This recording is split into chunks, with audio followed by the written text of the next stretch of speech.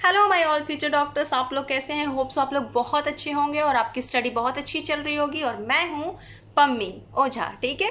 तो चलिए, हम लोगों ने पिछले लेक्चर में स्टडी किया था, प्लेक्सस की स्टडी हो गई थी, एंटायर एंडोक्राइन सेल्स की स्टडी हो गई थी, और उसके जस्ट एक पिछले लेक्चर में हम लोगों ने स्टडी किया था क्या, स्मॉल इंटेस्टाइन में हम लोगों ने कॉम्प्लेक्स फूड को तोड़ दिया था सिंपल फॉर्म में, ताकि हमारा ब्लड वेसल्स उसको अब्जॉर्ब कर सके और ब्लड वेसल्स से हमारी सेल्स और टिश्यू को वो सारे के सारे न्यूट्रिएंट्स मिल सके। हम खाना क्यों खाते हैं? ऑब्वियसली हमारी सेल्स और टिश्यू है उनकी रिक्वायरमेंट्स की पूरा करने के लिए, ठीक है। हम जो खाना खाते हैं उसमें क्या क्या मिलता है आपको बता चुके हैं। Majority carbohydrate, lipid, nucleic acid, protein, यही मिलता है ना हम लोगों को, ठीक है। तो कार्बोहाइड्रेट को हम लोगों ने तोड़ लिया था ग्लूकोज में, राइट। उसमें से कुछ थे जो कि डायरेक्ट स्मॉल इंटेस्टाइन में ही डाइजेस्ट हो रहे थे, जैसे सुक्रोज यानी चीनी। सुक्रोज को हम लोगों ने तोड़ा था किस चीज में? ग्लूकोज प्लस किसमें बनाइए? ग्लूकोज प्लस फ्रक्टोज में, ठीक है। लैक्टोज जो कि मिल्क में शुगर होता है उसका नाम है लैक्टोज, जिसको हम लोगों ने तोड़ा था ग्लूकोज प्लस गैलेक्टोज में। माल्टोज था, उसको हम लोगों ने तोड़ा था ग्लूकोज प्लस ग्लूकोज में। फाइनली हम लोगों ने सिंपल फॉर्म में तोड़ा। प्रोटीन को सिंपल फॉर्म में तोड़ा, अमीनो एसिड में तोड़ा, ठीक है। न्यूक्लिक एसिड, अरे हम लोग डीएनए आरएनए भी खाते हैं भाई, प्लांट खाते हैं नहीं तो एनिमल खाएंगे, प्लांट खाएंगे तो प्लांट सेल खाएंगे, एनिमल खाएंगे तो एनिमल सेल खाएंगे। तो डीएनए आरएनए तो हम भी खाते हैं ना, जेनेटिक मटेरियल। चलिए बात करते हैं। तो डीएनए आरएनए को हम लोगों ने तोड़ा था किसमें? शुगर में, नाइट्रोजनस बेस में और फॉस्फेट में, ठीक है। उसके बाद क्या बचा हमारा? लिपिड। लिपिड को हम लोगों ने ब्रेक डाउन कर लिया था किस चीज में? फाइनली मोनोग्लिसराइड में, यानी ग्लिसरॉल और फैटी एसिड में हम लोगों ने ब्रेक कर लिया है, ठीक है। तो अब क्या होगा कि ये सारी की सारी कॉम्प्लेक्स फूड तोड़ करके हम लोगों ने सिंपल फॉर्म में स्मॉल इंटेस्टाइन में भी रखा है, ल्यूमेन में। अब ल्यूमेन से हमारी ब्लड वेसल्स कैसे एब्जॉर्ब करेगी, आज इसके बारे में स्टडी करेंगे। एब्जॉर्प्शन ऑफ डाइजेस्टेड फूड, ठीक है। और स्टडी करेंगे जो भी चीज हमारा एब्जॉर्ब नहीं हुआ है, अनडाइजेस्टेड फूड, जो वेस्ट मटेरियल है, ठीक है। जैसे कि हम लोग तरबूज खाते हैं तो सीड खा लेते हैं, बहुत चीज खाते हैं, बहुत चीज का सीड खा लेते हैं। और सुबह सुबह वॉशरूम में जाके देखो तो वो सीड निकला रहता है, पॉटी के साथ निकला होता है कि नहीं। तो जितने भी अनडाइजेस्टेड फूड है जो डाइजेस्ट नहीं हुए हैं, उसका इजेक्शन यानी कि उनको निकालना बॉडी से बाहर, ठीक है। आज हम इजेशन भी पढ़ेंगे। क्या पढ़ेंगे? इजेशन, ठीक है। तो चलिए आज का क्लास हम स्टार्ट करते हैं। Let's begin it. प्यारे बच्चों, आज हम पढ़ने वाले हैं एब्जॉर्प्शन ऑफ फूड। उसके पहले उसमें ज़रूरत पड़ेगा ब्लड वेसल्स की, कैपिलरीज की, वेन्स की। तो हम थोड़ा सा आपको कॉन्सेप्ट दे देते हैं। ये बेसिक है, आमतौर पे सभी को जानना इंपॉर्टेंट है, जो नीट देने वाले हैं, जो नहीं देने वाले हैं, और ऐसे भी एनसीईआरटी में है, ठीक है। इस चैप्टर में नहीं है बट आपको ये पढ़ना है, तो देख लीजिए। होता क्या है बच्चों कि ब्लड वेसल्स हमारे 3 टाइप्स के होते हैं, ठीक है। Artery, when and capillary. Artery किसको कहते हैं? जो ब्लड को हार्ट से दूर ले जाए, अवे फ्रॉम हार्ट। ए से आर्टरी एंड ए से अवे, ठीक है। वेन का मतलब होता है जो वापस वेन तक ब्लड को, सॉरी वापस हार्ट तक, भी से वेन और वापस का भी समझो। तो वापस हार्ट तक जो ब्लड जाता है ना, उसको हम वेन कहते हैं, ठीक है। एक क्या हुआ? आर्टरी, जो हार्ट है बीच में, हार्ट से दूर ले जाएगा ब्लड को, ठीक है। दूसरा क्या है? वेन, जो हार्ट के पास लाएगा, हार्ट के तरफ लाएगा ब्लड को, ये वेन हो गया, ठीक है। तो अब एक छोटी सी कॉन्सेप्ट आपको देनी है, वो ये कि बच्चों मान लो मैं ऐसे ही रफली बना रही हूँ, ये हमारा हार्ट है। हमें पता है हमारा हार्ट जो है 4 चैम्बर होता है, ठीक है। मैं ड्रॉ कर रही हूँ ना, तो मेरा उल्टा होगा, क्योंकि मैं ड्रॉ कर रही हूँ हार्ट का चैम्बर, तो मतलब मैं ये स्क्रीन पे कर रही हूँ, ठीक है। तो स्क्रीन वाले आदमी का जो लेफ्ट और राइट हार्ट होगा, वो मेरा राइट और लेफ्ट होगा, मतलब उल्टा होगा, ठीक है। तो आप लोग जब भी देखना, तो देखना आप जब ड्रॉ कर रहे हो तो आपका जो लेफ्ट हैंड होगा उधर राइट आप बनाना, और जिधर आपका राइट है उधर लेफ्ट बनाना, क्योंकि हम अपोजिट हैं स्क्रीन के, ठीक है। हम स्क्रीन पे बना रहे हैं, तो हमारा हाथ जो राइट हैंड लिख रहा है उधर लेफ्ट होगा, ठीक है। हमारा राइट हैंड राइट का लिख रहा है, तो इधर हो जाएगा आपको क्या? लेफ्ट, ठीक है। इधर हो जाएगा लेफ्ट एट्रियम, ठीक है। इधर हो जाएगा राइट एट्रियम, ठीक है। इधर हो जाएगा राइट वेंट्रिकल, और इसको हम बोल देंगे लेफ्ट वेंट्रिकल। समझ में आया आप लोगों को? अब क्या होता है बच्चों कि देखिए, हमने क्या बोला? आर्टरी क्या होता है? हार्ट से दूर, और वेन क्या होता है? हार्ट के तरफ आता है। चलिए हम वेन को बना लेते हैं ब्लू कलर से, ठीक है। ये हो गया हमारा वेन, ठीक है, ओके। जो कि क्या होता है? वेन है जो हार्ट के तरफ आ रहा है डीऑक्सीजनेटेड ब्लड लेकर के, किधर, राइट एट्रियम में। ठीक है, तो क्या होता है, राइट एट्रियम में हमारा ब्लड आता है वेन के थ्रू, और ये कैसा ब्लड होता है, डीऑक्सीजनेटेड ब्लड होता है। ठीक है, और ये राइट एट्रियम से आने के बाद किधर जाता है, ये राइट एट्रियम से आने के बाद आपको जाएगा किधर, राइट वेंट्रिकल में। ब्लड डीऑक्सीजनेटेड ब्लड है, ये जाएगा राइट वेंट्रिकल में, पुश करेगा इसको, राइट एट्रियम राइट वेंट्रिकल में पुश करेगा। उसके बाद जो हमारा ब्लड है राइट वेंट्रिकल इसको पुश करके कहाँ भेजेगा, हार्ट से बाहर। देखिए ये यहाँ से जाएगा हार्ट से बाहर इधर। ठीक है, इधर मैं 2 लंग्स बना देती हूँ। ठीक है, यहाँ पे मैं 2 लंग्स बना देती हूँ, यहाँ पे लंग्स होता है। ठीक है, दोनों तरफ हमारा लंग्स है। तो ये क्या हो गया, हमारा हट गया, राइट वेंट्रिकल से हमारा जो पुश किया ब्लड, डीऑक्सीजनेटेड ब्लड, ये उसके थ्रू होते हुए हमारे लंग्स में गया। लंग्स में जाने के बाद हमको पता है यहाँ पे ब्लड जो है ऑक्सीजनेटेड हो जाता है, जो ब्लड है उसके अंदर ऑक्सीजन भर जाता है। ठीक है, उसके बाद क्या होगा बच्चों, ये जो ऑक्सीजनेटेड ब्लड है, ठीक है, ये अब कहाँ जाएगा, ये अब जाएगा एट्रियम में, किधर, लेफ्ट एट्रियम में। तो ये कहाँ पुश करेगा, अब इस ऑक्सीजनेटेड ब्लड को पुश कर देगा आपको कहाँ, लेफ्ट एट्रियम में। आपको समझ में आ रही है बच्चों, यहाँ आ गया लेफ्ट एट्रियम में। अब ये लेफ्ट एट्रियम में आया हुआ ब्लड जो है ऑक्सीजनेटेड ब्लड, ये पुश हो जाएगा लेफ्ट वेंट्रिकल में। ठीक है, कौन सा कलर ले लूँ, चलो ये कलर ले लेती हूँ। ठीक है, ये आ जाएगा, यहाँ से पुश हो जाएगा आपको किधर, लेफ्ट वेंट्रिकल में। और फिर लेफ्ट वेंट्रिकल से होता हुआ क्या होगा, हमारा जो ब्लड है ऑक्सीजनेटेड ब्लड है, ये हार्ट से बाहर, यानी कि यहाँ से ब्लड वेसल से निकला जो कि हार्ट से बाहर किधर जाएगा। ठीक है, आपको क्या बोली थी, अवे फ्रॉम हार्ट, ये हार्ट से अवे जा रहा है ब्लड, तो ये क्या हो जाएगा बच्चों, ये आर्टरी हो जाएगा, होगा। ये बिगेस्ट आर्टरी है जिसको ऑर्टा कहते हैं, समझ में आ रहा है, इसको ऑर्टा कहते हैं। इसके बाद ये क्या होगा कि यहाँ पे हमारे सेल्स हैं, टिश्यूज़ हैं। ठीक है, यहाँ पे हमारे बहुत सारे सेल्स हैं, टिश्यूज़ हैं, मान लीजिए 1 2 3, ये सारे के सारे सेल्स हैं।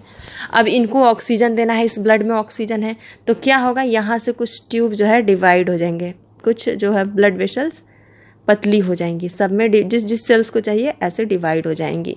ठीक है, ये आर्टरी हो गया।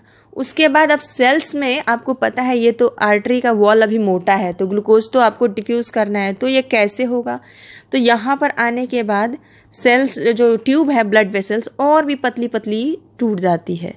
ठीक है, पतली क्यों हो जाती है, ताकि इजली जो ऑक्सीजन है जो आपको, ये सब आपको सेल्स को मिल सके, और न्यूट्रिएंट्स जो भी ग्लूकोज वगैरह है वो सेल्स को मिल सके, तो पतली पतली ट्यूब में टूट जाती है। और यही पतली पतली ट्यूब जो है आपको क्या है, कैपिलरीज कहलाती है। ठीक है, ये क्या हो जाएंगी आपको, कैपिलरीज। ठीक है, और यहाँ से बच्चों फिर क्या होता है कि जो भी ब्लड है वहाँ से ऑक्सीजन सेल ले लेता है, न्यूट्रिएंट सेल ले लेता है।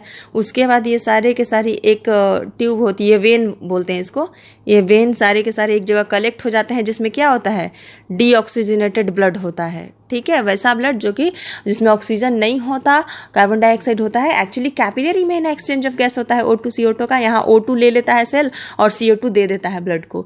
तो जो ब्लड यहाँ पे आता है ना, वहाँ पे O2 की कंसंट्रेशन बहुत कम होती है, CO2 की ज़्यादा होती है। तो ये जो डीऑक्सीजनेटेड ब्लड है और जो न्यूट्रिएंट सेल ले लिया, तो यहाँ से जो भी डीऑक्सीजनेटेड ब्लड्स हैं, ये छोटे छोटे वेन्स मिलकर के यहाँ पे बेना कावा बना देंगे, बड़ी सी वेन्स, ये दोबारा फिर से आपको चली जाएगी डीऑक्सीजनेटेड ब्लड है कहाँ, राइट एट्रियम में। इस तरीके से हमारा बॉडी में ब्लड का सर्कुलेशन होता है। ये मैंने रफली बताया है क्योंकि आपको इस चैप्टर में नहीं पढ़ना है, मैं बताऊंगी आगे, बट आज सिर्फ इसको समझाया है क्योंकि कैपिलरीज का हम यूज़ करेंगे। कैपिलरीज का फंक्शन आप लोगों ने देख लिया, सेल्स तक न्यूट्रिएंट्स ऑक्सीजन वगैरह पहुंचाना है। ठीक है, एब्जॉर्प्शन ऑफ डाइजेस्टेड फूड कैसे होता है, जो हमारा डाइजेस्टेड फूड है, मान लीजिए ये हमारा ल्यूमेन में पड़ा हुआ है। ठीक है, ये हमारा ल्यूमेन में है। ठीक है, ल्यूमेन में क्या क्या है, आपको पड़ा हुआ है सारे के सारे आपको ग्लूकोज जो कार्बोहाइड्रेट का सबसे छोटा यूनिट है जिसको ब्लड वेसल्स इजी एब्जॉर्ब करता है, फ्रक्टोज होगा, कुछ इलेक्ट्रोलाइट्स होंगे जैसे सोडियम और क्लोराइड। जो भी हम खाना खाते हैं उसका फाइनल प्रोडक्ट जो टूट करके बनता है, जैसे प्रोटीन का फाइनल प्रोडक्ट आपको बन जाएगा अमीनो एसिड, ठीक है, सुक्रोज का एक बनता है ग्लूकोज, एक बनता है फ्रक्टोज। तो ये सारे के सारे हमारे ल्यूमेन में है, ठीक है। ये डाइजेस्टेड फूड इंटेस्टिनल म्यूकोसा यानी इंटेस्टाइन का म्यूकोसा से होते हुए ब्लड या लिम्फ इनको अपने अंदर एब्जॉर्ब कर लेती है, ठीक है। किस किस ट्रांसपोर्ट से, तो या तो एक्टिव ट्रांसपोर्ट से और पैसिव ट्रांसपोर्ट से। आपको समझाएंगे आगे कैसे। देखिए एक बहुत बड़ी बात आपको बतानी थी, बहुत बड़ी, कि आपको बार बार बता चुके हैं, किसी भी चीज़ को एब्जॉर्ब कराने के लिए हमको सरफेस एरिया बढ़ाना पड़ता है। एक ये है और एक सरफेस एरिया ये है। आपको पता है एब्जॉर्प्शन इसमें ज़्यादा होगा क्योंकि इसकी सरफेस एरिया बहुत ज़्यादा है, ठीक है, क्योंकि इसकी सरफेस ऐसे का मतलब सरफेस एरिया बहुत ज़्यादा है, इसकी सरफेस एरिया कम है, ठीक है, इसमें कम होगा, ठीक है, क्योंकि फ्लैट है। तो इसके लिए क्या होता है कि हमारे गट में बहुत सारी फोल्डिंग्स होती हैं, ठीक है, आपको बता चुकी हूँ मैं पहले। हम यहाँ से मान लीजिए अपने गट को लेते हैं, यहाँ से छोटे से टुकड़े को काट के जब देखते हैं तो देखते हैं क्या कि अंदर में कुछ इस तरह की राउंड राउंड हमको फोल्ड दिखता है। ये क्या होगा, ये प्लाइकी सर्कुलरिस है। ये बता चुके हैं आपको पिछले बहुत सारे लेक्चर में, ठीक है। तो पीसी लिख रही हूँ मतलब प्लाइकी सर्कुलरिस, ठीक है। उसके बाद आपको इसके ऊपर कुछ जो हम लोग पढ़ते हैं ना कि हमारे गट में इंटेस्टाइन में जो फोल्ड होता है उसके इंटरनल लेयर पे उसको विलाई बोलते हैं। नहीं, ये प्लाइकी सर्कुलरिस के ऊपर विलाई ऐसे फोल्ड होते हैं, ठीक है। समझ में आप लोगों को आ रहा है। चलिए हम इसका स्ट्रक्चर थोड़ा सा हम इसको एनलार्ज करके देखते हैं कि आखिर ये है क्या। देखिए ये हो गया हमारा, देखिए आपको बताते हैं, ये हो गया हमारा सब म्यूकोसा का फोल्ड और इसके ऊपर होता है म्यूकोसा का फोल्ड, कुछ इस तरीके से। मैं पढ़ा चुके हैं लेकिन एब्जॉर्प्शन कराना है तो आपको पढ़ा रहे हैं, ठीक है। ये हो गया म्यूकोसा का फोल्ड, इसी को हम विलाई बोलते हैं। और ये हो गया प्लाइकी सर्कुलरिस, पीसी, ठीक है। और हमको पता है कि इसके ऊपर एक सेल्स होता है एपिथीलियम सेल्स, वो भी कौन सा, कोलुमनार एपिथीलियम सेल्स, क्योंकि आपको पता है कि हमारे स्किन की कवरिंग या इंटेस्टाइन की कवरिंग, इंटरनल आउटसाइड का जो कवरिंग होता है एपिथीलियम सेल से मिलकर के बना होता है। तो ये हमारे इंटेस्टाइन की इंटरनल कवरिंग है, इसलिए यहाँ पे एपिथीलियम सेल होगा। एपिथीलियम सेल क्या करता है कि वो भी अपने इंटरनल मतलब जो ल्यूमेन साइड का जो पार्ट है उसमें फोल्ड को बढ़ा देता है ताकि मैक्सिमम फूड को एब्जॉर्ब कर सके, ठीक है। देखिए ये है हमारा कोलुमनार एपिथेलियम सेल, देख रहे हैं आगे फिंगर लाइक प्रोजेक्शन इसमें दिख रहा है। ये फिंगर लाइक प्रोजेक्शंस को हम बोलते हैं माइक्रोविलाई, ठीक है, समझ में आ रहा है आपको।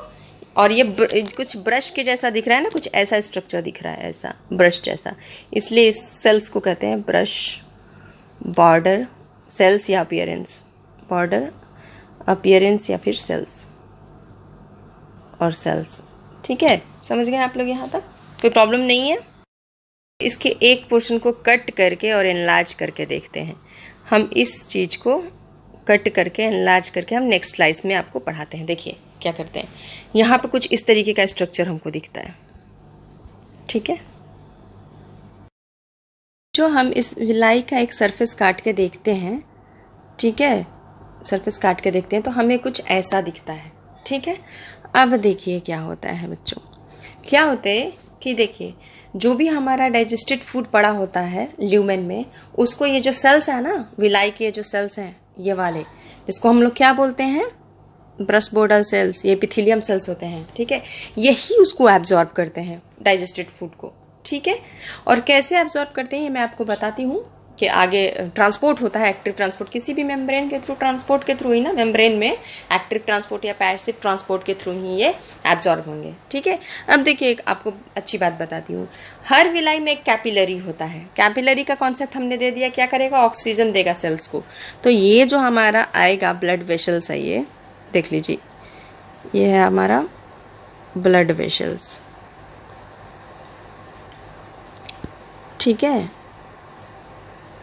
ब्लड वेसल्स है, ठीक है। और ये हो गया आपका म्यूकोसा लेयर, ये हो गया आपका वेन, ओके। और ये हो गया आपको सब म्यूकोसा लेयर, ये ऐसे, ये जो है सब म्यूकोसा लेयर। समझ गए? अब देखिए क्या होता है। जो भी हमने क्या बताया आपको कि हर विलाई में एक कैपिलरी होती है जो कि ऑक्सीजन देती है किसको? माइक्रोविलाई को, यानी कि यहाँ से ऑक्सीजन जो है इस सेल्स को मिलेगी। ठीक है, जो माइक्रोविलाई जो कॉलमनार एपिथेलियल सेल्स उनको ऑक्सीजन मिलेगा आपको ब्लड वेसल से, कैपिलरी से होते हुए। ठीक है, और उसके बाद ये जो ब्लड हैं वो आपको क्या होगा, दोबारा से कैपिलरी में जाएंगे जो डीऑक्सीजनेटेड, क्योंकि ऑक्सीजन तो ले लिया तो जो ब्लड बचेगा वो तो डीऑक्सीजनेटेड होगा। और साथ में जो भी फूड डाइजेस्ट होता है ना, ये जो सेल्स हैं विलाई के जो सेल्स है जो माइक्रोविलाई हैं, ये जो भी डाइजेस्ट करते हैं वो फिर इसी के थ्रू होता हुआ फिर कैपिलरी में जाता है। और देखिए ये नहीं, ये ले लेती, रेड भी नहीं, रुकिए। फिर क्या होता है कि ये वाला इस सेल से होते हुए आपको फिर ये कैपिलरी में होते हुए फिर वेन से होते हुए सबम्यूकोसा में चला जाता है जो डीऑक्सीजनेटेड ब्लड है। ठीक है, तो यहाँ पे एक फंक्शन क्या हो गया, ब्लड वेसल्स ने ऑक्सीजन दिया सेल को। दूसरा क्या हुआ कि आपको जो हमारा सेल्स है विलाई का जो सेल्स है, ये जो ब्रस्ट बॉर्डर सेल्स है, ये क्या करते हैं, डाइजेस्टेड फूड को एब्जॉर्ब करके हमारे ब्लड कैपिलरी में भेज देते हैं। ठीक है, उसके बाद सारा का सारा डाइजेस्टेड फूड जो होता है वो ब्लड वेसल्स में नहीं जाता, कुछ जो जाता है ना वो लिम्फ वेसल में जाता है। ठीक है, क्योंकि लिम्फ वेसल्स में भी एक कैपिलरी होता है जिसको लैक्टियल्स कहते हैं। ठीक है, ये हर विलाई में होती है। ओके, लैक्टियल्स आगे से बंद होता है। देखिए क्या है बताते हैं। अब क्या है, सारा का सारा फूड नहीं जाएगा आपको, डाइजेस्टेड फूड आपको ब्लड वेसल्स में। ठीक है, कुछ डाइजेस्टेड फूड जो है वो आपको जाएंगे कहाँ, रुकिए बताते हैं। कुछ डाइजेस्टेड फूड हैं वो आपको चले जाएंगे यहाँ। ठीक है, इसको हम लैक्टियल्स बोलते हैं, ये लिम्फ वेसल है। ठीक है, ओके, समझ में आ रहा है। इसमें भी कैपिलरी होते हैं, ये है लिम्फ वेसल जिसको कि लैक्टियल्स कहते हैं, लिम्फ वेसल। इसको लैक्टियल्स क्यों कहते हैं मैं बताती हूँ आपको। ये ना वाइट दिखता है, ठीक है, और लैक्टोज वर्ड से इसका ये हुआ है, फॉर्मेशन हुआ है। ठीक है, इसलिए इसको लैक्टियल्स कहते हैं और ये जनरली वाइट चीज़ों को अपने अंदर एब्जॉर्ब करता है। ठीक है, तो हमने क्या, और आप सोच रहे हो कि क्यों नहीं जाता है ब्लड वेसल्स में। कुछ जो पार्टिकल्स होते हैं जो डाइजेस्टेड फूड है ना बड़े होते हैं, वो ब्लड कैपिलरी में नहीं अटते हैं, जा ही नहीं पाते हैं। फिक्स मतलब बड़े बड़े पार्टिकल्स जो हैं, बड़े बड़े डाइजेस्टेड फूड के पार्टिकल्स, वो क्या होता है वो लैक्टियल्स में जाते हैं। ठीक है, क्योंकि वो ब्लड कैपिलरी में नहीं अटते, उनकी ब्लड कैपिलरी छोटी होती है और वो जो डाइजेस्टेड फूड के पार्टिकल्स है वो बड़े होते हैं। आगे बताऊंगी कौन कौन सा।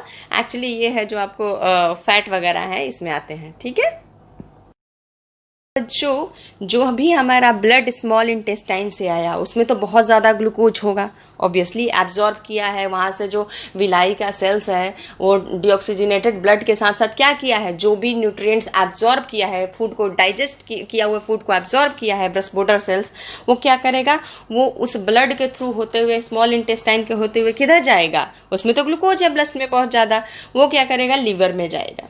ठीक है, ब्लड कहाँ जाएगा, लीवर में जाएगा वेन से होते हुए। ठीक है, क्यों जाएगा हम आपको पढ़ा चुके हैं, ताकि ग्लाइकोजन बना सके। ठीक है, ग्लूकोज हमारे बॉडी में ग्लाइकोजन के फॉर्म में स्टोर होता है। ठीक है, ये सब कहानी हो गई थी इंसुलिन ग्लूकोज की, इंसुलिन और ग्लूकागॉन की। ठीक है, तो फूड जो है आखिर ब्रस्ट बॉर्डर सेल्स में ऐसे नहीं कि रैंडम घुस जाता है। ठीक है, ऐसा नहीं है कि ये कोई सेल्स है इधर से भी फूड घुस गया, जैसे मैन तैसे घुस गया, वैसा नहीं होता बच्चों। ठीक है, ये सेल्स का सेल मेम्ब्रेन है, तो इसके जो सेल्स मेम्ब्रेन होते हैं इसमें ट्रांसपोर्ट होता है, एक्टिव ट्रांसपोर्ट और पैसिव ट्रांसपोर्ट। ठीक है, जो ब्रस्ट बॉर्डर सेल्स हैं, ये जो ब्रस्ट बॉर्डर सेल्स हैं, ये जो जाते हैं आपको इधर एब्जॉर्ब होता है फूड। पहले तो आपको बता दें कि दो तरह से आपको फूड, एक तो यहाँ से डाइजेस्टेड फूड जाएगा ब्रस्ट बॉर्डर सेल्स में पहला, और दूसरा ट्रांसपोर्ट होगा यहाँ ब्रस्ट बॉर्डर सेल्स से ब्लड वेसल्स में जाना दूसरा।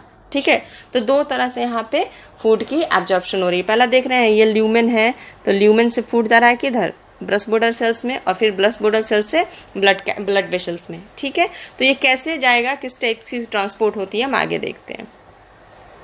देखिए बच्चों, हम आपको पहले पढ़ा चुके हैं टाइप्स ऑफ ट्रांसपोर्ट दो तरह का होता है, एक्टिव ट्रांसपोर्ट और पैसिव ट्रांसपोर्ट। ठीक है, मेम्ब्रेन में हम ये कॉन्सेप्ट आपको बता चुके हैं। जो हमारा सेल होता है ना, सेल, इसकी जो मेम्ब्रेन होती है इसमें फॉस्फोलिपिड बाइलेयर होता है।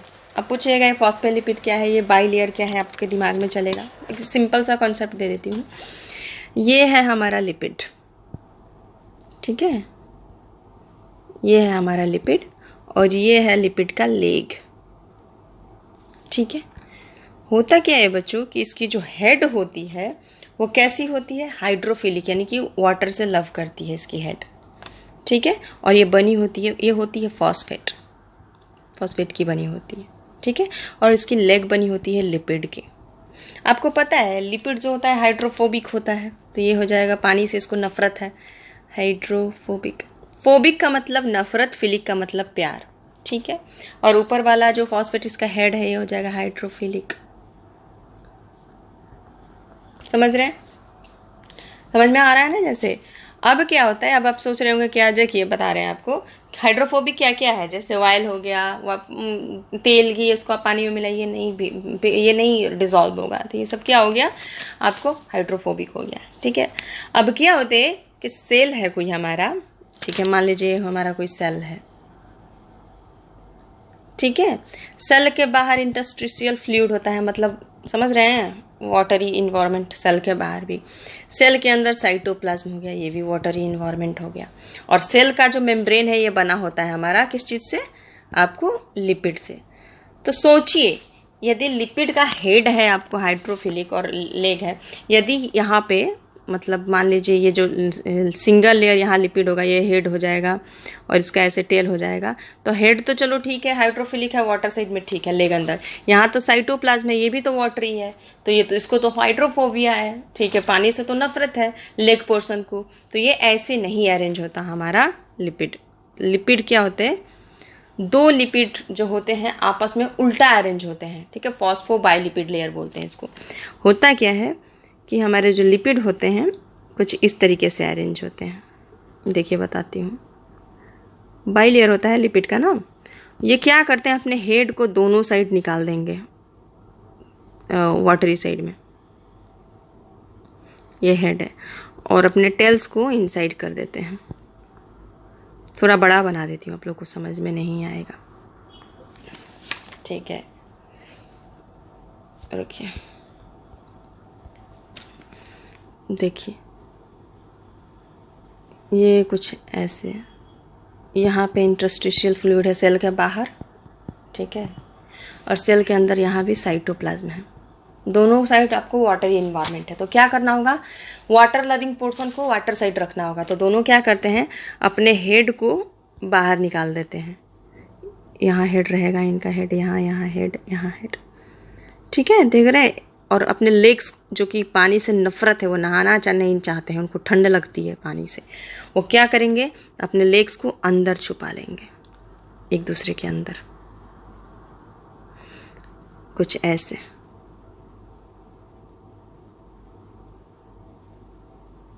देख रहे हैं, लेग्स अंदर। तो वाटर साइड उनका हेड हो गया और लेग उनका प्रोटेक्ट हो गया। समझ में आ रहा है, क्योंकि वो लिपिड का बना होता है। ये मैं आप लोग को पढ़ा चुकी हूँ, बट फिर भी समझा देती हूँ, ठीक है। अब क्या होता है कि इसके जैसे सेल के अंदर हमको किसी चीज़ को भेजना है तो हमको दो तरह का ट्रांसपोर्ट कराना पड़ता है, एक एक्टिव ट्रांसपोर्ट, एक पैसिव ट्रांसपोर्ट, ठीक है। अब देखिए एक्टिव ट्रांसपोर्ट क्या होता है।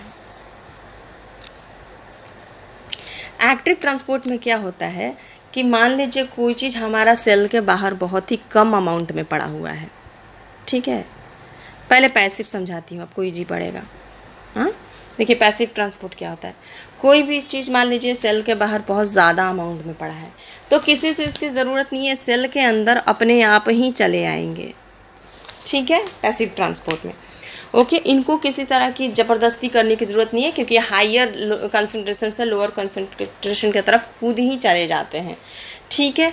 लेकिन इसका उल्टा होता है एक्टिव ट्रांसपोर्ट में। इसमें क्या है कि आपको लोअर से हायर कंसंट्रेशन की तरफ कोई भी थिंग्स जो है वो मूव करता है। जैसे मान लीजिए सेल्स के अंदर बहुत ज़्यादा है कोई चीज़ और सेल्स के अंदर बहुत कम है, तो हमको कम से ज़्यादा की तरफ जाना है तो हमको एनर्जी लगाना पड़ेगा, हमको पुश करना पड़ेगा, ठीक है, उसको धक्का देना पड़ेगा कि तुम सेल के अंदर जाओ, कम से ज़्यादा की तरफ जा रहा है। तो ये हो गया हमको एक्टिव ट्रांसपोर्ट, ठीक है। एक्टिव ट्रांसपोर्ट में क्या होता है, एटीपी की यूज़ होती है और लो कॉन्सेंट्रेशन से हाई कॉन्सेंट्रेशन की तरफ जाते हैं, मतलब क्या, against concentration gradient, concentration gradient. और पैसिव ट्रांसपोर्ट में क्या होता है, इसमें किसी तरह की एनर्जी खर्च नहीं होती और ये हाई कॉन्सेंट्रेशन से लो कॉन्सेंट्रेशन की तरफ फ्लो करेगा, ठीक है। और आपको ये जो होता है अलोंग द कॉन्सेंट्रेशन ग्रेडियंट होती है,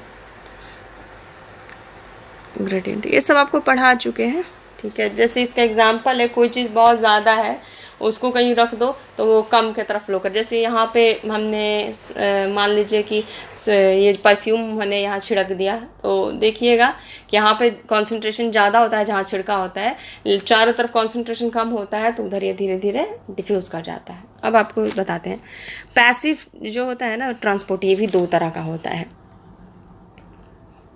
पैसिव ट्रांसपोर्ट भी दो तरह का होता है, एक होता है सिंपल डिफ्यूज़न,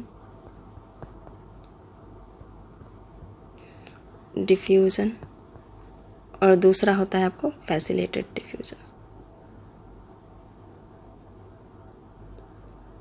डिफ्यूज़न। अब क्या होता है बच्चों कि सिंपल डिफ्यूज़न में किसी भी तरह की प्रोटीन की या कैरी करने वाले किसी भी चीज़ की ज़रूरत नहीं होती है। ये ऐसे ही कोई भी चीज़, जैसे यहाँ पे हायर कॉन्सेंट्रेशन में है, इसको सेल के अंदर जाना है, सेल के अंदर लोअर कंसंट्रेशन बहुत कम है, तो ये ऐसे ही चले जाएगी, किसी तरह की प्रोटीन की ज़रूरत नहीं पड़ेगी। लेकिन फैसिलिटेड डिफ्यूज़न में क्या है, ये आपको क्या होगा कि मान लीजिए फैसिलिटेड डिफ्यूज़न में क्या होगा कि यहाँ पे हायर कॉन्सेंट्रेशन है किसी चीज़ की, बहुत ज़्यादा है, यहाँ पे लोअर कॉन्सेंट्रेशन है, यहाँ पे प्रोटीन का यूज़ किया जाएगा। यहाँ पे कुछ ऐसे प्रोटीन्स होंगे जो कि आपको ले जाएंगे सेल्स के अंदर, हायर कॉन्सेंट्रेशन से लोअर, एनर्जी खर्च नहीं होगी बट प्रोटीन के मीडियम से वो जाएंगे, ठीक है, उनकी ट्रांसपोर्ट होगी। अब हम यहाँ पे आपको बताते हैं कैसे। देखिए ये मान लीजिए यहाँ पे क्या होते हैं, पैसिव ट्रांसपोर्ट पहले हम कराते हैं। पैसिव ट्रांसपोर्ट में सबसे पहले क्या, आपको सिंपल डिफ्यूज़न, ठीक है, ये कलर नहीं, ये कलर ले लेती हूँ, ठीक है। देखिए जैसे कि आपको किसी चीज़ में किसी भी तरह की कोई भी चीज़ पड़ी हुई है बाहर, हाई कॉन्सेंट्रेशन से लो कॉन्सेंट्रेशन, तो उनको ज़रूरत नहीं है किसी प्रोटीन की, ये सीधे यहाँ से होते हुए अंदर सेल के चले आएंगे, ठीक है। हाई कॉन्सेंट्रेशन से लो कॉन्सेंट्रेशन जाना है तो किसी किसी में क्या होती है कि उनको प्रोटीन की ज़रूरत पड़ती है, एनर्जी नहीं, उनको इस तरह की प्रोटीन की ज़रूरत पड़ेगी, ठीक है, और तब वो इस तरह की प्रोटीन होती है जिसके थ्रू वो अंदर आते हैं, ठीक है, या अंदर से बाहर जाते हैं या बाहर से अंदर जाते हैं, मतलब कहीं भी हाई कॉन्सेंट्रेशन से लो कॉन्सेंट्रेशन, जहाँ ज़्यादा मात्रा में ज़्यादा अमाउंट में जो सामान है वहाँ से कम अमाउंट में जो सामान है उधर के तरफ प्रोटीन का यूज़ होगा, तो ये हो गया फैसिलिटेड डिफ्यूज़न, ठीक है। और एक बात आपको बता रहे हैं, जहाँ कहीं भी पंप का यूज़ होता है और उसमें एनर्जी भी खर्च होती है, ठीक है, जहाँ एनर्जी लगेगी और वो लो कॉन्सेंट्रेशन से हाई जाएगी, मतलब मान लो यहाँ किसी चीज़ की कॉन्सेंट्रेशन आपको लो है, मान लीजिए यहाँ पे किसी चीज़ की आपकी कॉन्सेंट्रेशन बहुत ही लो है, अंदर में लो है, बाहर में हाई है, ठीक है, तो पंप यूज़ होगा, और पंप यूज़ होगा, ठीक है, ये क्या होगा, लो से हाई की तरफ आने के लिए पंप यूज़ करता है, इसको हम पंप बोलते हैं। इसमें एनर्जी खर्च होती है, आप देखना मोटर वगैरह में पंप लगा होता है, वो पानी को लो कॉन्सेंट्रेशन से हाई कॉन्सेंट्रेशन की तरफ फ्लो कराता है, इसको हम पंप बोलते हैं। ये हो जाता है आपको एक्टिव ट्रांसपोर्ट में। समझ में आ गया? दो तरह का ट्रांसपोर्ट हुआ हमारे सेल में, कोई चीज़ एब्जॉर्ब होता है। हम ये क्यों बता रहे हैं, क्योंकि हमारा जो हमारा ब्रस्ट बोडल सेल्स है, जो भिलाई के ऊपर जो सेल्स होता है, वो आपको इन्हीं ट्रांसपोर्ट के थ्रू एब्जॉर्ब करता है फूड को। कौन कौन? एक्टिव और पैसिव। पैसिव में दो तरह के ट्रांसपोर्ट हो गए, आपको सिंपल डिफ्यूज़न और आपको फैसिलिटेड डिफ्यूज़न। एक्टिव ट्रांसपोर्ट में क्या होगा, कोई भी चीज़ जहाँ कम है वहाँ से ज़्यादा की तरफ जाएगा और एनर्जी खर्च होगा, धक्का देना पड़ेगा, एनर्जी लगेगा और पंप का यूज़ होता है, ठीक है।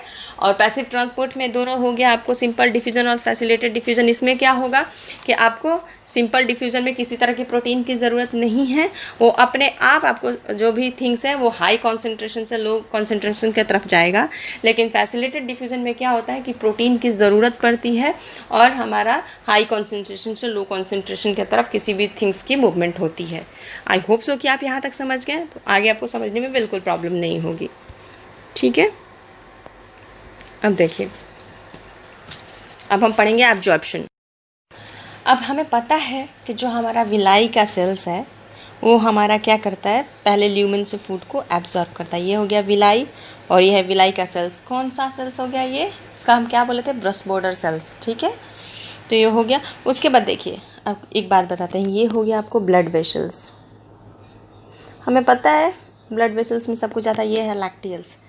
एक बात आपको पता है, जो फैटी एसिड एंड ग्लिसरॉल है ये लैक्टियल्स में जाते हैं। पहले इनको सेल्स एब्जॉर्ब करेगा, ये सेल्स कौन, ब्रस्ट बॉर्डर सेल्स, विलाई का जो सेल्स है, उसके बाद ये जाएंगे लैक्टियल्स में, ठीक है। कंफ्यूज मत होइएगा, क्यों, क्योंकि लैक्टियल्स में ये इसलिए जाते हैं क्योंकि ग्लिसरॉल फैटी एसिड जो होते हैं इनका साइज़ बड़ा होता है, ठीक है। इसलिए ब्लड कैपिलरी में नहीं अट पाते हैं, नहीं घुस पाते हैं, ठीक है। इसलिए लैक्टियल्स इनको एब्जॉर्ब करती है।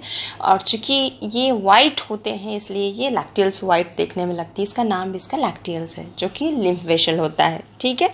अब हम बात करते हैं, देखिए हमारा ग्लूकोज और गैलेक्टोज है ना, ये हमारे सेल्स में, जो विलाई के सेल्स हैं, जो ब्रस्ट बॉर्डर सेल्स हैं, इनमें कैसे एब्जॉर्ब होता है, यहाँ पे एक्टिव ट्रांसपोर्ट के थ्रू, ठीक है। और फिर सेल्स से ब्लड वेसल्स में कैसे जाते हैं, पैसिव के थ्रू, ठीक है। अब हम बात करेंगे आपको अमीनो एसिड की, ठीक है। ये जाएंगे सेल्स में सेम वैसे ही एक्टिव के थ्रू, और सेल से ब्लड वेसल्स में पैसिव के थ्रू, ठीक है। लेकिन फ्रक्टोज जो है ये हमारा सेल्स एब्जॉर्ब करता है, फैसिलिटेटेड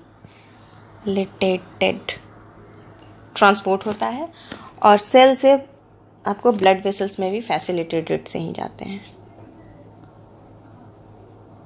समझ में आ रहा है।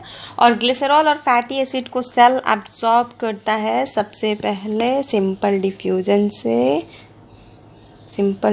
जो ब्रस्ट बॉर्डर सेल्स है माइक्रोविलाई से होते हुए विलाई में जाते हैं, और फिर ब्लड वेसल्स में सिंपल डिफ्यूजन से, और फिर ये लैक्टियल्स में जाते हैं सिंपल डिफ्यूजन से।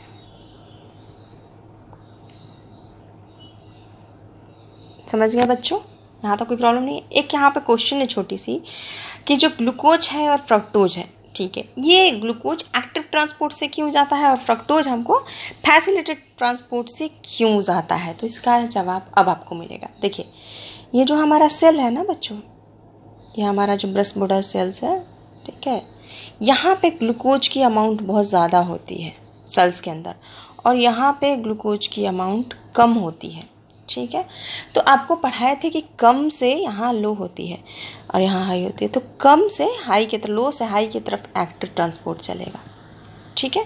लेकिन फ्रक्टोज का उल्टा होता है। फ्रक्टोज के केस में क्या होता है बच्चों, कि यहाँ पे आपको हाई होगा, ठीक है, सेल्स के बाहर वहाँ ल्यूमेन में, सेल्स के अंदर लो होगा कॉन्सेंट्रेशन, इसलिए यहाँ पे चलता है फैसिलिटेटेड। अब इससे ज़्यादा आपको जानने की ज़रूरत नहीं है, ये मैंने आपको समझाने के लिए बताया है, ठीक है, समझ गए।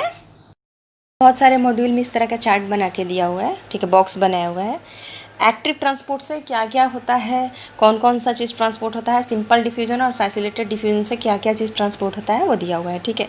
सबसे पहले ग्लूकोज हमने पढ़ाया, ग्लूकोज एक्टिव से भी डिफ्यूज़ होता है और पैसिव से भी डिफ्यूज़ होता है ना,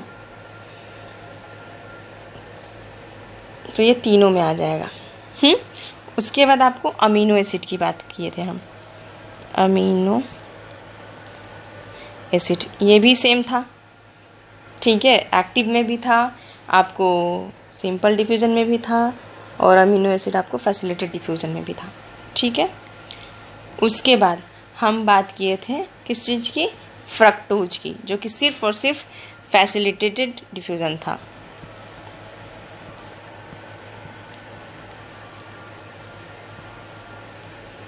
ये एक्टिव में नहीं होगा, ठीक है, सॉरी, हाँ यहाँ पे हमको फ्रक्टोज लिखना था, मैंने भी क्या कर दिया। ये यहाँ पे होगा फ्रक्टोज का ट्रांसपोर्ट, ठीक है। यहाँ पे फ्रक्टोज नहीं होगा, एक्टिव से नहीं होगा, और यहाँ भी नहीं होगा फ्रक्टोज, ठीक है।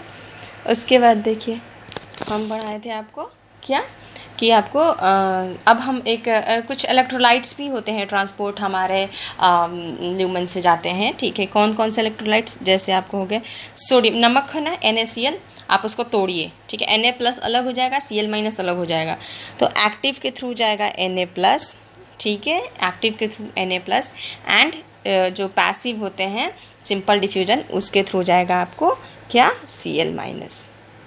समझ में आ रहा है कुछ? हाँ, ठीक है।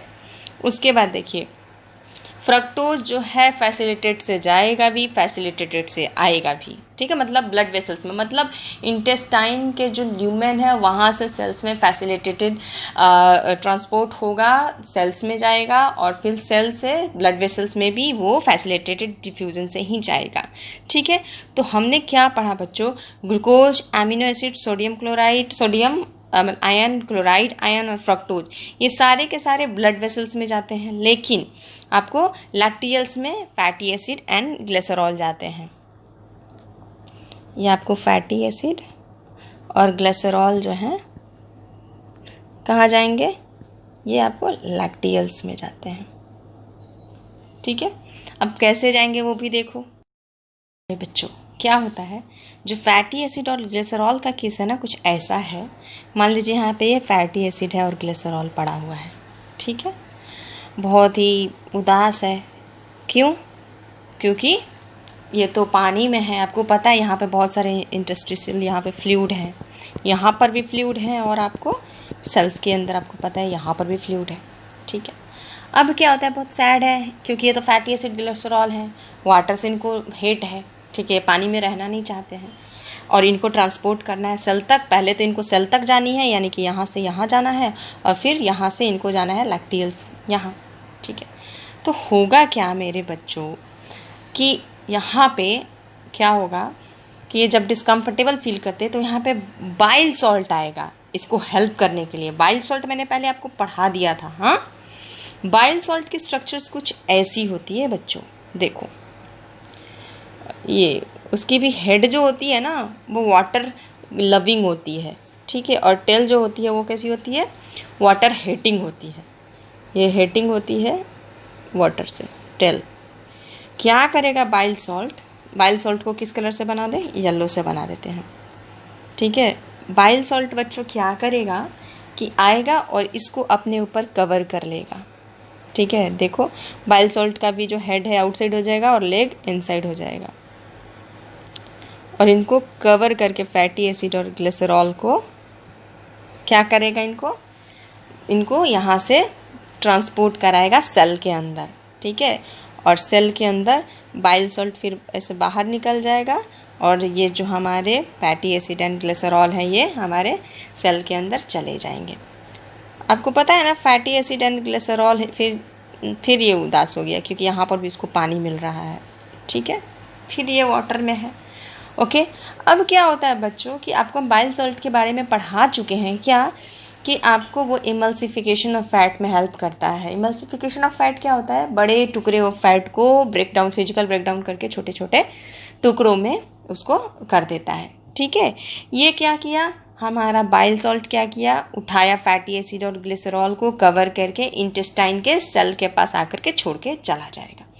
अब यहाँ पे फिर ये डिस्कम्फर्टेबल है, अब ये करे तो क्या करे, तो क्या होता है बच्चों कि यहाँ पर फिर इसको एक प्रोटीन आता है और इसको अपने ऊपर कवर कर लेता है बच्चों, ठीक है। और फिर ये प्रोटीन क्या करेगा कि इसको ले जा कर के आपको, पहले वो घुसने की कोशिश करेगा ब्लड कैपिलरीज में।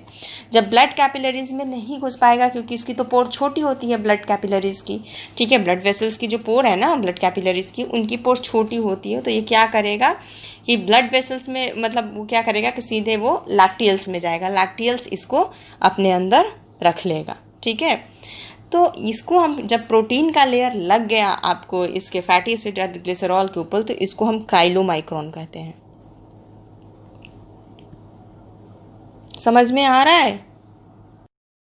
तो जब हमारा ल्यूमेन में था फैटी एसिड ग्लिसरॉल, जब यहाँ से इंटेस्टिनल सेल्स में गया, आपको जो प्रस्पोटर सेल्स है यहाँ पर, तो यहाँ पर जो ये बाइल की जो कवरिंग हो गई ना, इस पूरे कवरिंग को हम बोल देंगे, इसको हम क्या बोल देंगे बताओ? मिसेल्स।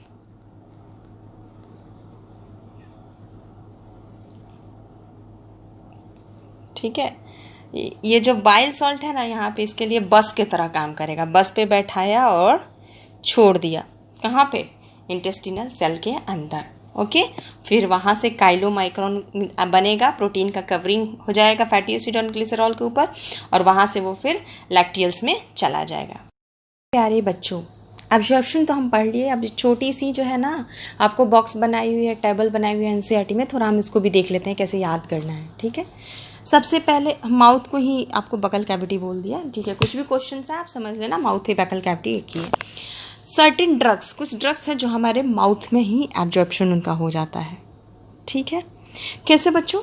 देखो, जीभ के नीचे आपको उस दिन हम लोग पढ़ाया था, कुछ ब्लड वेसल्स होते हैं। ठीक है, जैसे ही हम मेडिसिन वगैरह खाते हैं या कोई ड्रग्स लेते हैं तो वहाँ से उनकी एब्जॉर्प्शन हो जाती है, जो सॉफ्ट पार्ट होता है ना टंग के नीचे, वहाँ से।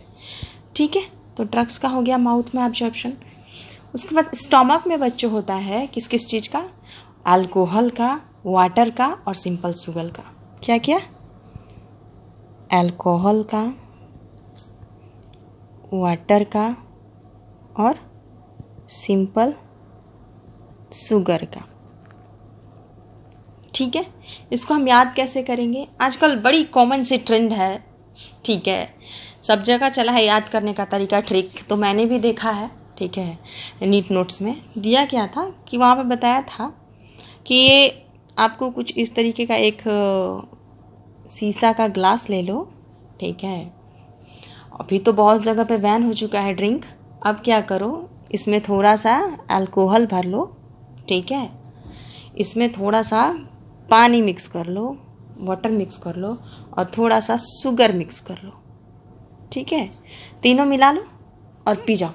ठीक है, तो मतलब ये क्या है? ड्रिंक को टेस्टी ड्रिंक बना दिया, जूस बना दिया सबको। चलो पार्टी में आए हैं जो लोग, उनको हम लोगों ने इनको पिला दिया। क्या क्या मिला दिया? दारू, पानी, चीनी मिला के सबको पार्टी में पिला दिया। चलो स्प्राइट। ठीक है, उसके बाद देखिए, अब हम बात करते हैं स्मॉल इंटेस्टाइन की। यहाँ पे डाइजेस्टेड फूड का मेजोरिटी जो होता है यहीं पे होता है। ठीक है, जो भी डाइजेस्टेड फूड है ना, उसका जो मेजोरिटी पार्ट होता है उसका यहीं पे डाइजेशन होता है। ठीक है, जैसे कि आपको जो भी आपको डाइजेस्टेड फूड हैं वो यहीं पे ज़्यादातर होते हैं, जैसे कि ग्लूकोज का एब्जॉर्प्शन, फ्रक्टोज का एब्जॉर्प्शन, एमिनो एसिड का एब्जॉर्प्शन, अमीनो एसिड, उसके बाद ग्लिसरॉल का एब्जॉर्प्शन, ग्लिसरॉल। देख रहे कितना ज़्यादा इसका फंक्शन है। फिर फैटी एसिड, मतलब ज़्यादातर चीज़ तो यहीं पे एब्जॉर्ब हो रहा है स्मॉल इंटेस्टाइन में। ठीक है, उसके बाद आपको नमक को तोड़ दो, सोडियम और क्लोराइड, इसका एब्जॉर्प्शन हमको स्मॉल इंटेस्टाइन में होता है। अब बचा लार्ज इंटेस्टाइन बच्चों, इसमें हम क्या को एब्जॉर्ब करेंगे? तो देखिए, ये भिखमंगा है। ठीक है, इसके पास तो ऑलरेडी कुछ है नहीं, सिर्फ फीसेस। ओके, अब भी क्या होगा? ज़्यादातर वाटर, हाँ, एक वाटर के लिए बहुत रिच है, ये वाटर का एब्जॉर्प्शन करेगा। ठीक है, यहाँ कुछ माउथ में जो ड्रग्स हो रहा है ना, कुछ इससे भीख मांग लेगा और ये भी ड्रग्स का एब्जॉर्प्शन करेगा। ठीक है, और उसके बाद क्या करेगा? थोड़ा सा मिनरल्स भी करेगा। ठीक है, तो ये सब एब्जॉर्प्शन आपका लार्ज इंटेस्टाइन में होता है। और बच्चों, डाइजेशन जो होता है ना, मैक्सिमम कहाँ होता है? एक क्वेश्चन है, डाइजेशन जो है ना मैक्सिमम हमको कहाँ होता है? डुओडेनम में। और एब्जॉर्प्शन कहाँ होता है? आपको जेजुनम और इलियम में। ठीक है, ये है हमारा लार्ज इंटेस्टाइन। ठीक है, हम लोग इसके बारे में काफ़ी थोड़ा बहुत तो पहले पढ़ा चुकी है। ये जो ऊपर जा रही है इसको हम बोल देंगे क्या? Ascending colon.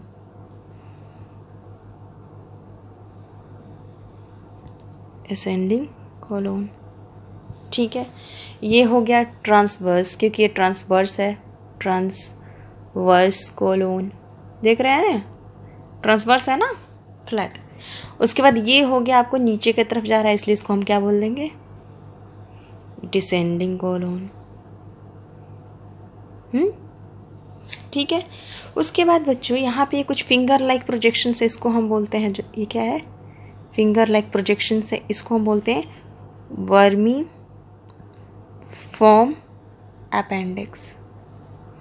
बच्चों डाइजेस्टिव सिस्टम के पॉइंट ऑफ व्यू से और एनसीईआरटी में भी लिखा है कि ये वेस्टिजियल ऑर्गन है, ठीक है। तो ऑब्वियसली एग्जाम में आएगा तो आप बोलना ये वेस्टिजियल ऑर्गन है, वर्मीफॉर्म अपेंडिक्स। बट बच्चों ये हमारे बॉडी के लिए देखा जाए तो इम्यून सिस्टम को थोड़ा प्रमोट करता है। क्यों? क्योंकि इसमें लिम्फॉइडल टिश्यू होता है वो क्या करता है कि बैक्टीरिया से हम लोगों को प्रोटेक्ट करता है, आपको पता है ना। तो ऐसे डाइजेस्टिव सिस्टम में पॉइंट ऑफ व्यू से जो एनसीईआरटी में लिखा है तो ये वेस्टिजियल है, बट हमारे बॉडी में इसका यूज़ है, ठीक है। तो एग्जाम में आएगा तो वेस्टिजियल ऑर्गन ही मारना है, ऐसा नहीं कि आपको आगे आप जब एमबीबीएस में पढ़ोगे तो आपको ये सब पढ़ना है, बट मैं ऐसी इन्फॉर्मेशन के लिए आपको बता दी, ठीक है। उसके बाद बच्चों ये देखो कुछ यहाँ पे इस तरह का एस सेप्ट आपको देखने को मिल रहा है, देख रहे हो, ये एस सेप्ट है ना। तो इसको हम बोल देंगे S shaped sigmoid colon, S shaped sigmoid colon, ठीक है। और बच्चों होता क्या है कि हमारा जो फीसेस है, अब आप कहिएगा मैम फीसेस क्या बोल रही हैं, देखिए बच्चों जो हमारा पॉटी है ना इसी को हम लोग फीसेस बोलते हैं, ठीक है। थोड़ा एडवांस्ड मतलब उसका थोड़ा क्या कहते हैं फैंसी वर्ड है फीसेज। तो जो हमारा फीसेज है ना स्टोर होता है कहाँ, आपको रेक्टम में, ठीक है। यहाँ पे रेक्टम है, यहीं पे हमारा फीसेज जो है वो स्टोर होता है बच्चों, ठीक है। और आपको स्टार्टिंग में ही मैं बताई थी, क्या बताई थी कि सीकम में आपको लार्ज इंटेस्टाइन का 3 पार्ट में पढ़ाई थी, सीकम, कोलोन एंड रेक्टम। आपने यहाँ पे कोलोन एंड रेक्टम के बारे में तो देखा, सीकम ये है सीकम, ये ठीक है बच्चों। यहाँ पे एक स्फिंक्टर होता है जिसको इलियोसीकम स्फिंक्टर बोलते हैं। वो क्या करता है, आपको नाम से समझ में आ गया होगा कि इलियो का मतलब इलियम, यानी इलियम की यहाँ ओपनिंग होती है, स्मॉल इंटेस्टाइन का लास्ट पार्ट होता है ना इलियम, यहाँ पे ओपनिंग होती है सीकम में, और यहाँ पे एक स्फिंक्टर होता है। स्फिंक्टर का मतलब समझते हैं ना, वन वे मूवमेंट कराता है, दोबारा रिवर्स नहीं मूव करेगा, ठीक है। तो इसको हम बोल लेंगे इलियोसीकम स्फिंक्टर, समझ गए। सीकम जो होता है बच्चों पाउच लाइक स्ट्रक्चर होता है और एक ही ओपनिंग होती है, इसलिए इसको ब्लाइंड सैक कहते हैं। एनसीईआरटी में दिया है, इसको ब्लाइंड सैक कहते हैं। और सीकम के नीचे ये फिंगर लाइक प्रोजेक्शन है जिसको कि हम क्या कहते हैं, वर्मीफॉर्म अपेंडिक्स, ठीक है बच्चों। जो ये जो हमारा रेक्टम में फीसेज यानी कि पॉटी जो है स्टोर होता है और ये निकलता है बाहर एनस के थ्रू, ये ओपनिंग है, ठीक है। हमने पढ़ा था एलिमेंट्री कैनाल, माउथ से एनस तक के स्ट्रक्चर को बोलते हैं, ठीक है बच्चों। सीकम में ना बहुत सारे बैक्टीरिया होते हैं, ठीक है। किस कलर की बैक्टीरिया बना दूँ, चलो बना देती हूँ येलो कलर से, ठीक है। सीकम में बच्चों बहुत सारे बैक्टीरिया होते हैं, यहाँ पे हमारे लिए बहुत बेनिफिशियल होते हैं ये बैक्टीरिया। और ये बैक्टीरिया थोड़ा आगे इधर कोलोन में भी आ जाते हैं, सेंडिंग कोलोन के थोड़े पार्ट में भी आ जाते हैं, ठीक है। ये हमारे लिए हम लोगों के साथ इनका सिम्बायोटिक रिलेशन है। कैसे, देखो इनको क्या होता है कि हमारा जो फूड जो भी हमारा अनडाइजेस्टेड पार्ट है, जिसको हम बोलते हैं कि अनडाइजेस्टेड पार्ट है, अब ये वेस्ट हो गया हमारे बॉडी के लिए, एक्चुअल में वहाँ पे थोड़ी बहुत न्यूट्रिशन रहती है, ठीक है। तो क्या होता है कि ये जो भी सीकम में कोलोन में बैक्टीरिया हैं वो उस न्यूट्रिएंट्स को यूज़ करते हैं, खाते हैं, ठीक है।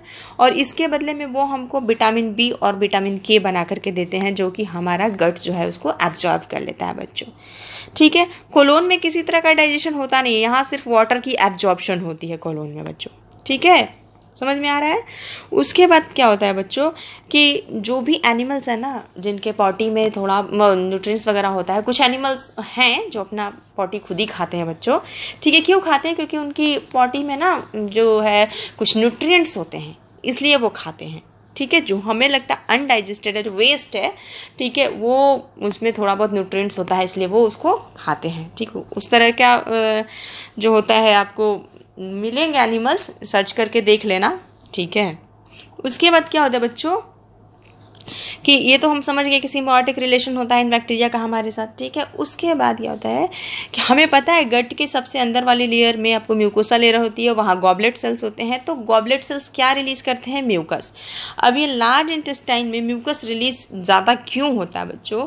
हमारे फीसेस को रिमूव करने के लिए, ठीक है, सॉफ्ट बनाने के लिए। यदि फीसेस जो है, हमारी पॉटी जो है यदि सॉफ्ट नहीं होगा तो कितना प्रॉब्लम होगा कि नहीं? ठीक है, लार्ज इंटेस्टाइन में ये कुछ आपको दिख रहा है पाउच लाइक स्ट्रक्चर। ठीक है, ये आपको दिख रहा है पाउच लाइक स्ट्रक्चर, इसको हम बोलते हैं हॉस्ट्रा। होता क्या है बच्चों कि रुकिए, कल पेन चेंज कर लेती हूँ। इसको हम बोलते हैं हॉस्ट्रा। होता क्या है, 4 लेयर से मिलकर के बना होता है हमारा गट। ठीक है, आपको बताई थी मस्कुलरिस में लॉन्गिट्यूडिनल बैंड होता है, वो कॉन्ट्रैक्ट हो जाता है। कॉन्ट्रैक्ट होकर के वो क्या करता है, आपको हॉस्ट्रा बना देता है। ये कॉन्ट्रैक्टेड फॉर्म है। ठीक है, ठीक है, लॉन्गिट्यूडिनल मसल है, कॉन्ट्रैक्ट है, इसलिए हॉस्ट्रा का फॉर्मेशन कर दिया है। ठीक है, उसके बाद क्या होता है बच्चों कि इसके अंदर आपको मतलब बैंड होता है ना, ये बीच में भी बैंड होते हैं जो कि आपको लॉन्गिट्यूडिनल कॉन्ट्रैक्टेड बैंड होते हैं। इसको हम टीनिया कोलाई कहते हैं। ये वाला हो गया टीनिया कोलाई बोलते हैं।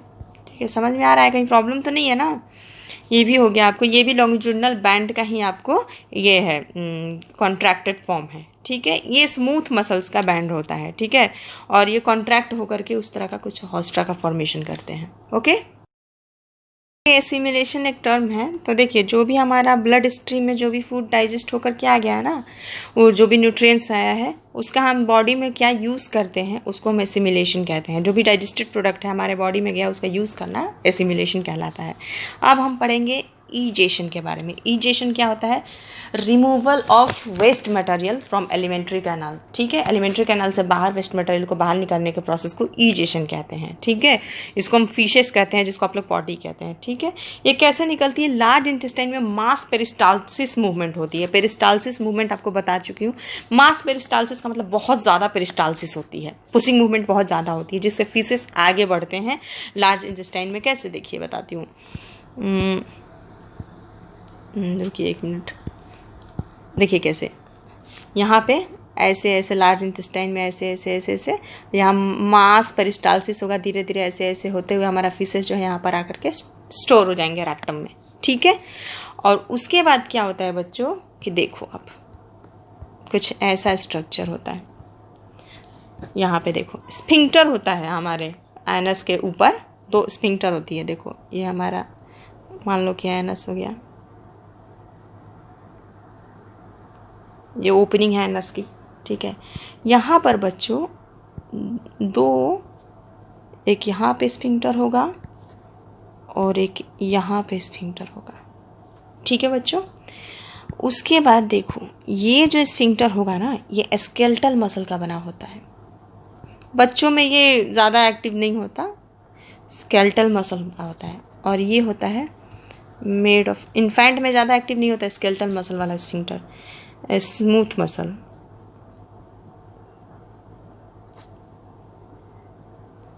ठीक है, होता क्या है बच्चों कि एनएस के ऊपर ये 2 स्फिंक्टर है। अब यही कंट्रोल करता है कि फीसेस को हमारी बॉडी से रिमूव करना है, कब करना है, कहाँ करना है। ठीक है, होता क्या है कि जैसे ही फीसेस यहाँ पे आ गए, मान लो यहाँ पे फीसेस पॉटी आ गया। ठीक है, ये स्ट्रेच हो जाएगा। स्ट्रेच होगा तो अब ये सिग्नल जाएगा ब्रेन को। ठीक है, और ब्रेन को सिग्नल जाएगा तो पहला स्फिंक्टर यानी कि ये ओपन हो जाएगा। कौन सा? स्मूथ मसल वाला। स्मूथ मसल को ओपन होते ही हमें प्रेशर आएगी कि अब हमें वॉशरूम जाना है। बट नीचे वाला जो है स्केलेटल मसल का, ये अच्छा है क्योंकि स्केलेटल मसल से जो भी चीज़ बने होते हैं ना, उसको हम कंट्रोल कर सकते हैं अपनी मर्जी से। स्मूथ मसल्स के किसी भी चीज़ को हम कंट्रोल नहीं कर सकते हैं, वो इनवॉलंटरी होता है। और ये जो स्केलेटल मसल से बने होते हैं उसको हम कंट्रोल कर सकते हैं। तो ये जो नीचे वाले स्फिंक्टर हैं स्केलेटल मसल के होते हैं। ठीक है, उसके बाद हम यहाँ वहाँ कहीं इधर उधर ना डिस्चार्ज कर दें, इसलिए हम अब अपने आप को एनालाइज करते हैं कि वॉशरूम चलो, अब इसको डिफिकेशन बोलते हैं। मतलब अब यहाँ से डिस्चार्ज कर दो पू को। बॉडी को, ठीक है। इसको क्या बोलेंगे?